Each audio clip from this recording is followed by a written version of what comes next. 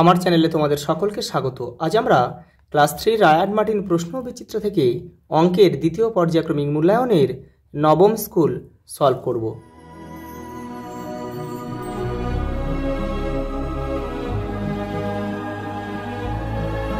প্রথম প্রশ্ন দেখো, কোনো সংখ্যাকে 5 দিয়ে ভাগ করলে ভাগশেষ সর্বদা 5-এর থেকে ছোট হবে, কম হবে।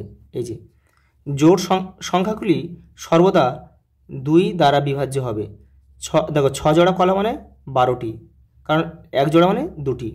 দেখো 7টা 8-এর যোগফল 7 8 56। দেখো এই চিত্রটিকে বলবো কি? বৃত্ত। এই যে একটি ভাগ অঙ্কে ভাজক 7 হলে ভাগশেষ 7-এর কম হবে। দেখো 7-এর কম কি আছে? 6। 3 অঙ্কের বৃহত্তম সংখ্যা হলো 3টে 9 কোথা আছে? দেখো এই যে দেখো এই চিত্রে ত্রিভুজ আছে কটা? দেখো একটা দুটো আর পুরোটা একটা ত্রিভুজ, অতএব 3টে। 6টি এই 8টি 6-এর যোগফল 6 8 48। এই যে জোড় সংখ্যা হলো, দেখো এইটা হবে, কারণ কি? দেখো জোড় সংখ্যার শেষে 0 2 4 6 8 থাকে। এই যে এটা হবে। পরেরটা দেখো শূন্যস্থান দিয়েছে। দেখো ভাজ্য মানে কি? দেখো ভাজ্য মানে ভাজক গুণ ভাগফল যোগ ভাগশেষ। 1 টাকা 50 পয়সা সমান সমান কত পয়সা? তাহলে 1 টাকা মানে 100 পয়সা আর সঙ্গে 50 পয়সা, মানে 100 যোগ 50 সমান সমান 150 পয়সা। ভাগশেষ ভাজকের থেকে ছোট হয়। জোড় সংখ্যা বিজোড় সংখ্যা যোগ করলে কী হবে? দেখো জোড় সংখ্যা আর বিজোড় সংখ্যা যোগ করলে কিন্তু বিজোড় সংখ্যাই হবে। কী করে? দেখো একটা জোড় সংখ্যা নিয়ে নাও 2, একটা বিজোড় সংখ্যা নিয়ে নাও 1। দেখো তাহলে কত হচ্ছে? 3। 3 কিন্তু একটা বিজোড় সংখ্যা। পরেরটা দেখো, ঠিক বা ভুল লেখো। দেখো পঞ্চভুজে 2টি বাহু থাকে, এটা কিন্তু ভুল, কারণ কি পঞ্চভুজ মানেই কিন্তু 5টা বাহু থাকবে, যেগুলো বলে দিয়েছে। পরেরটা দেখো, খ 12 জোড়া মানে 24টি, এটা কিন্তু ঠিক। পরেরটা দেখো 4টা 2 দিয়ে বিভাজ্য হতে হলে এককের ঘরে কি হতে হবে? দেখো 0 থাকতে হবে, 2 থাকতে হবে, 4 থাকতে হবে, 6 থাকতে হবে আর 8 থাকতে হবে। পরেরটা দেখো, ভাগ করে ভাজ্য ভাজক ভাগফল ও ভাগশেষ নির্ণয় কর। 453 ভাগ 5, এই যে এখানে করে দিয়েছি। দেখো এটা যে এই 453 হচ্ছে ভাজ্য, 5টা হচ্ছে ভাজক, 90 হচ্ছে ভাগফল আর 3 হচ্ছে ভাগশেষ। দেখে নাও। পরেরটা দেখো, যোগ করো। এই দেখো যোগ করে দিয়েছি, 132 টাকা হয়েছে। এটা বিয়োগ করো। দেখো বিয়োগটা কত? 31 টাকা 90 পয়সা হয়েছে।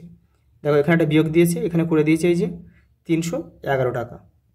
পরেরটা দেখো, কৃষ্ণনগরে কোনো পরিবারে প্রতিদিন 123টি পুতুল তৈরি হয়, 5 দিনে মোট কতগুলি পুতুল তৈরি হবে? গুণ করতে হবে।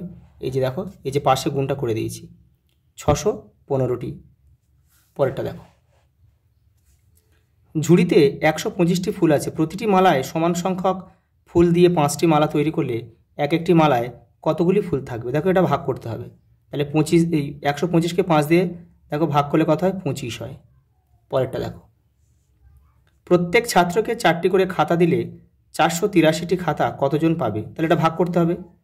আর কতগুলি খাতা পড়ে থাকবে? এই যে দেখো 4 দিয়ে, দেখো 4 দিয়ে 4 1 4, দেখো মিলে গেল। পরের যে সংখ্যাটা নামলো দেখো 4 থেকে বড়, দেখো তাহলে কি 4 2 8, দেখো ফের মিলে গেল। ফের যখন মিলে গেল দেখো পরে যে সংখ্যাটা নামলো সেই সংখ্যাটা দেখো 4 থেকে ছোট। দেখো এখানে 4 মিলে গেছিলো কিন্তু 8 নেমেছিল, কিন্তু দেখো এই সংখ্যাটা 8 থেকে কিন্তু এই 4 থেকে কিন্তু বড়। আর এখানে দেখো যেই মিলে গেছে, দেখো মিলে যাওয়ার পরে যে সংখ্যাটা নেমেছে সেটা দেখো 4 থেকে ছোট, সেই জন্য কিন্তু এখানে একটা শূন্য খাওয়াতে হবে। তাহলে হবে কত? 120। তাহলে হবে কত? 120 হচ্ছে ভাগফল আর এটা হচ্ছে ভাগশেষ।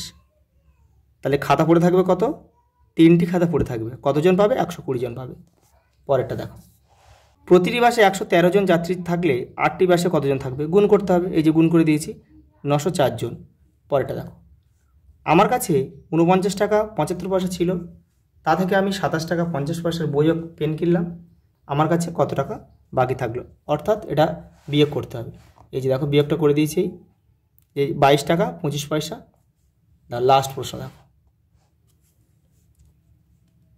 এই যে চিত্র দিয়েছে বলছি এই চিত্রটির নাম কি? এটা হচ্ছে আয়তক্ষেত্র, কারণ কি দৈর্ঘ্য প্রস্থ রয়েছে, দেখো দৈর্ঘ্য বড় প্রস্থ ছোট, দেখো তাহলে এটা কি আয়তক্ষেত্র।